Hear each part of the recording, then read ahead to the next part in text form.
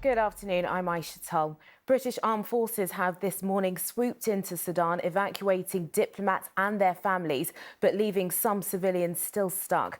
There has been fierce fighting between the Sudanese army and paramilitaries. Already, hundreds have been killed.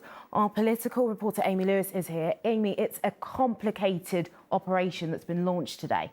Incredibly so. There were more than 1,200 military personnel involved in this operation from the Army, the Royal Marines and the RAF.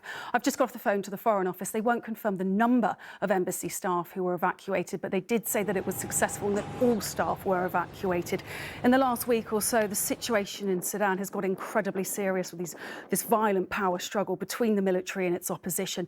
In the last couple of days, just over the weekend alone, the Prime Minister has chaired 3 emergency COBRA meetings, the most recent of those being this morning, and the Foreign Secretary has just called once again for the violence in Sudan to end. We continue to work directly and through our international partners to call for a ceasefire and an end to this violence.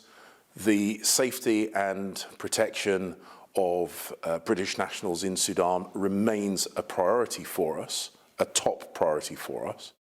And that's the point that, yes, embassy staff have been evacuated, but British civilians still haven't. We've just this morning been speaking to a doctor who travelled over from the UK to Sudan to celebrate Ramadan with her family, and she says she simply got stuck. She's been ringing the Foreign Office hotline today. She's travelled to the embassy, but she is sitting there waiting, desperate to come home. Amy, thank you very much for that update.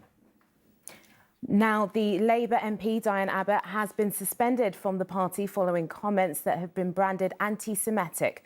The former Shadow Home Secretary sparked a backlash with a letter printed in the Observer newspaper this morning. She later apologised and retracted her comments. Labour said it condemns the remarks and has launched an investigation. In half an hour, an emergency alert test will set off millions of mobile phones across the country.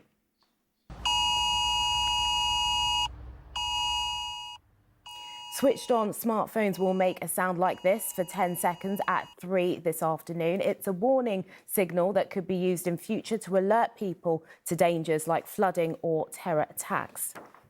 This is to warn you in a situation where your life is in danger of the actions you might need to take. And we're going to be testing that system at 3 o'clock this afternoon. You'll hear a siren-like sound go off on your phone for 10 seconds, about the same volume as a voice call.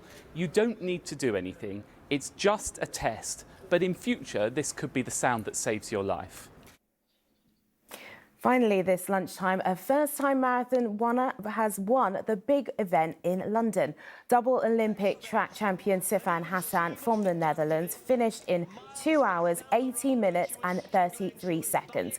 This was after she dropped back earlier because of cramp.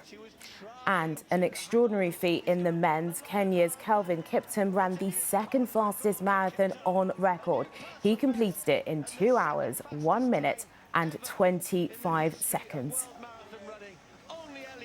Extraordinary stuff. That looks amazing and also quite painful. Well, that's all from me. Mary will have a reminder of that phone alert at 5 to 3. Paul Brand will be here with the evening update just before 20 to 7. We'll see you soon. Bye-bye.